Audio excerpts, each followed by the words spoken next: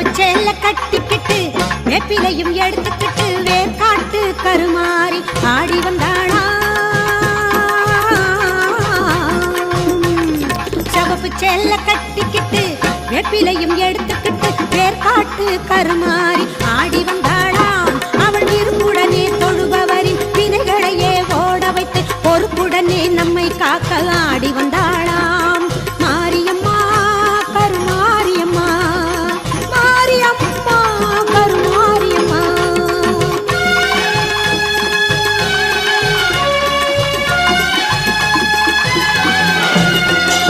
சிறப்புடனே பவனி வந்து சிந்தையிலே கூடி புகுந்து, சிறப்புடனே பவனி வந்து சிந்தையிலே கூடி புகுந்து கருணை உள்ளம் கொண்டு நம்மை காக்க வந்தாளாம்.